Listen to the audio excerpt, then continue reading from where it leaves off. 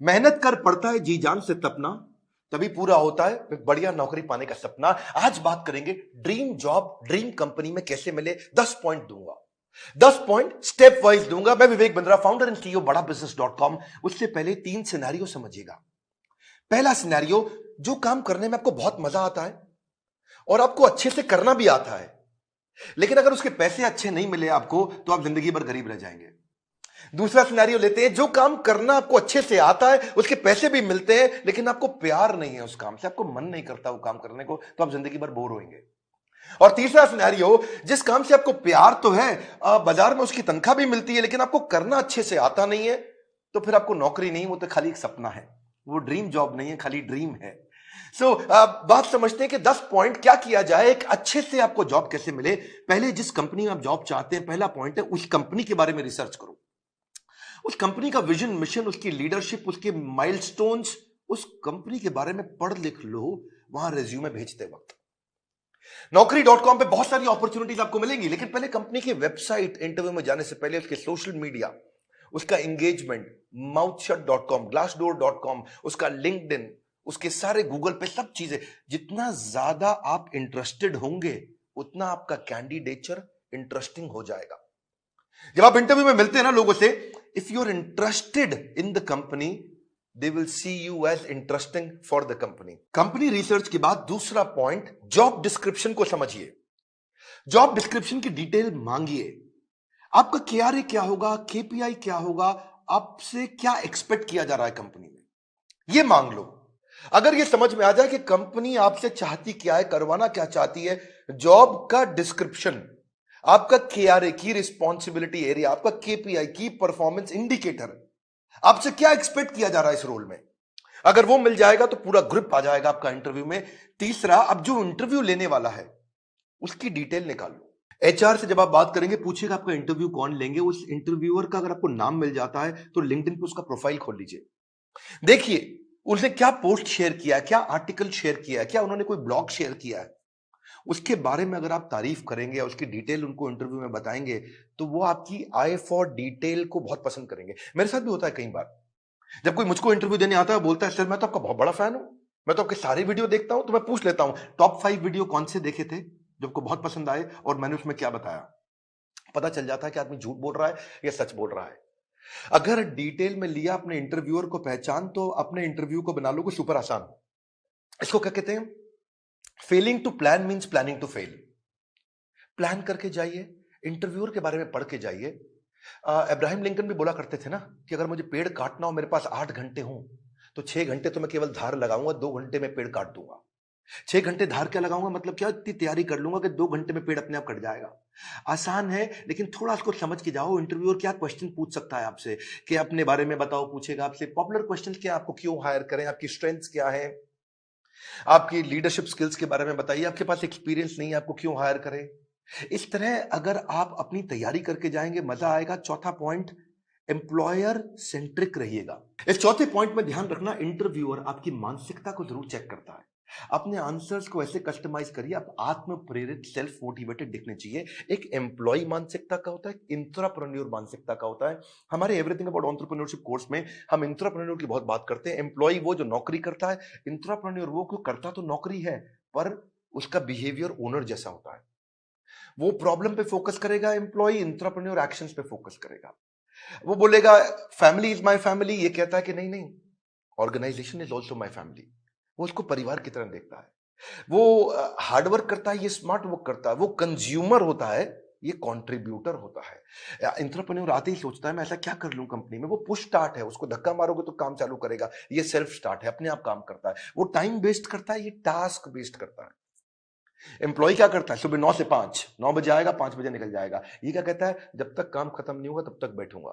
काम जल्दी खत्म करने की कोशिश करता है। ये समय के हिसाब से नहीं, काम के हिसाब से काम करता है। इसलिए employee gets paid for the time he spends, intrapreneur gets paid for the value he creates, है ना। तो ये इसको क्या चाहिए, sick leave, casual leave, earn leave, वो leave he doesn't want to leave. तो आपके जो आंसर है ना, वो उससे आपका नेचर, आपका बिहेवियर, आपका कल्चर पता लग जाएगा। ये ब्रेकडाउन में खत्म हो जाता है, ये ब्रेकडाउन में ब्रेक थ्रू क्रिएट कर देता है। ये बिहेवियर, नेचर पता चल जाता है। पांचवा पॉइंट, अपना असेसमेंट भी करके जाइए, जो कि आपके इंटरव्यू में दिखाई पड़ेगा। सनातन गोस्वामी चैतन्य महाप्रभु से बोले के आमी, क्या बात हुआ कि मैं हूं कौन, आप पहचानिए अपने आप को। कृष्ण ने भी गीता के अंदर बहुत बात किया, ये आपको पोजिशनिंग में हेल्प मिलेगा आपको। आप एक्शन मैन है, पीपल मैन है, आइडिया मैन है, प्रोसेस मैन है, आपकी मेजर स्ट्रेंथ्स क्या है, उसको स्किल के साथ मैच कर लीजिएगा। देखिएगा कि जो जॉब डिस्क्रिप्शन है ना, जो मैंने पीछे बताया था आपको, उसमें देखिए कि कंपनी का गोल क्या है, इस जॉब से कौन सा गोल अचीव करने वाले हैं, कंपनी में क्या प्रॉब्लम्स थी जो इस जॉब से वो सॉल्व कराने वाले हैं। और जब आप जाएंगे तो अपने हार्ड स्किल और सॉफ्ट स्किल को जरूर समझ के जाइएगा। ये छठा पॉइंट है। हार्ड स्किल कौन से होते हैं? ये वो स्किल होते हैं जो बेसिकली आप क्वांटिफाई कर सकते हैं, जैसे कि फॉरेन लैंग्वेज हो गया, डिग्री हो गया, सर्टिफिकेट हो गया, मशीन ऑपरेशन हो गया, आपका किसी प्रकार का कोई भी data mining, accounting, programming, software testing, ये सब हार्ड स्किल होते हैं। जिसमें कला आती है। जैसे फाइनेंस के अंदर बजटिंग, बिजनेस प्लानिंग होता है या प्रोडक्ट डेवलपमेंट होता है। लेकिन सॉफ्ट स्किल कौन से? बातचीत कैसे करते हो, आपका टीम वर्क कैसा है, आप डिसीजन ले पाते हो नहीं, लीडरशिप है कि नहीं, मोटिवेटेड रहते हो कि नहीं, सुनते हो ध्यान से कि नहीं, पीपल स्किल है कि नहीं, इंटरपर्सनल फ्लेक्सिबिलिटी, टाइम मैनेजमेंट, ये सारे सॉफ्ट स्किल है। उस तरफ हार्ड स्किल है।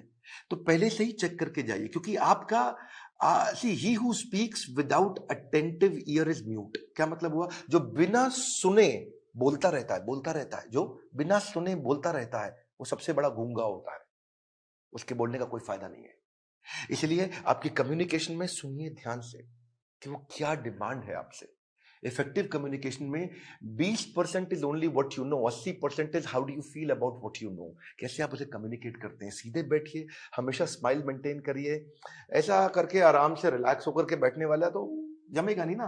कॉन्फिडेंट और इंफॉर्मेटिव लगते हैं जब आप अच्छा कम्युनिकेशन और सॉफ्ट स्किल मैनेज कर पाते हैं।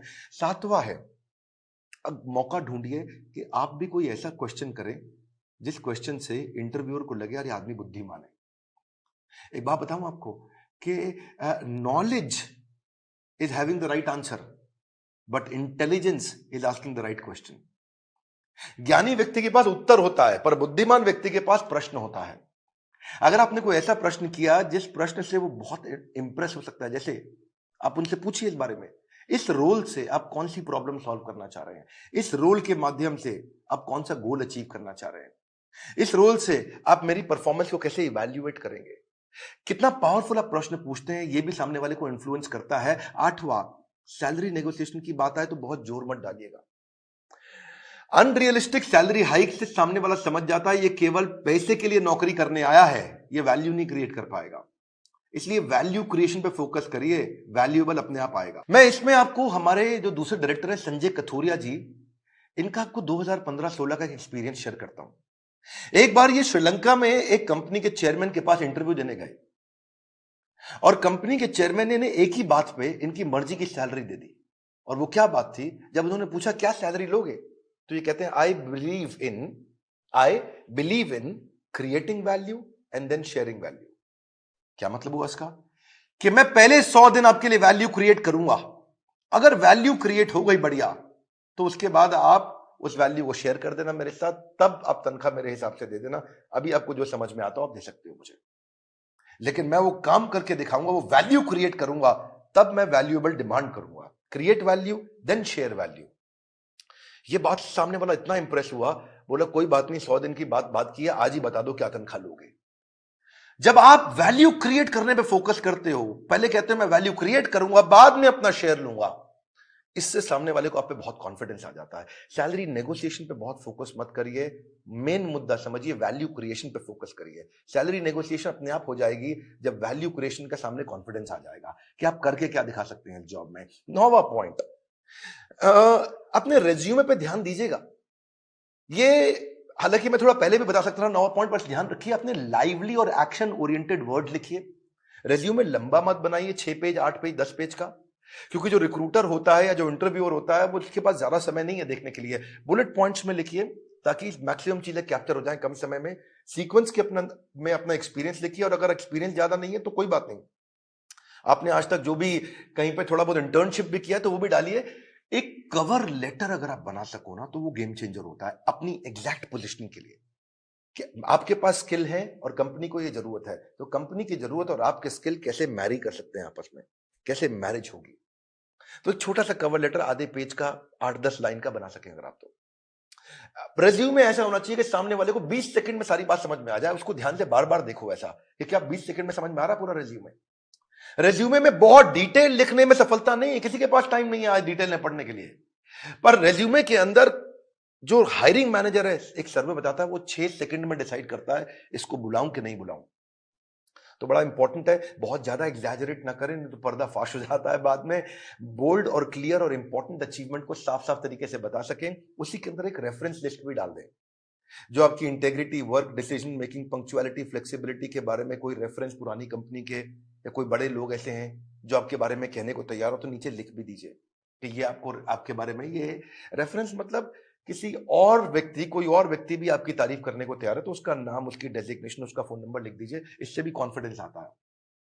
और फिर भी अगर इंटरव्यू में आप जा ही नहीं पा रहे, आपको इंटरव्यू मिल नहीं रहे हैं, तो हो सकता है कि आप अच्छी जॉब साइट्स पे नहीं हो।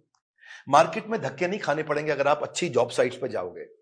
इसमें आपको फ्री ऑफ कॉस्ट बहुत सारी अपॉर्चुनिटी मिल जाती है, ऑटो नोटिफिकेशंस मिल जाते हैं, अपने आप नोटिफिकेशन आते रहते हैं, एम्प्लॉयर खुद ही आपके पास आ जाता है अगर आप अच्छी जॉब साइट्स पे जाते हो। इसमें प्रीमियम सर्विसेज भी होती हैं। बड़ी पॉपुलर जॉब साइट्स में shine.com, naukri.com, Times Ascent, Times job और मॉन्स्टर है।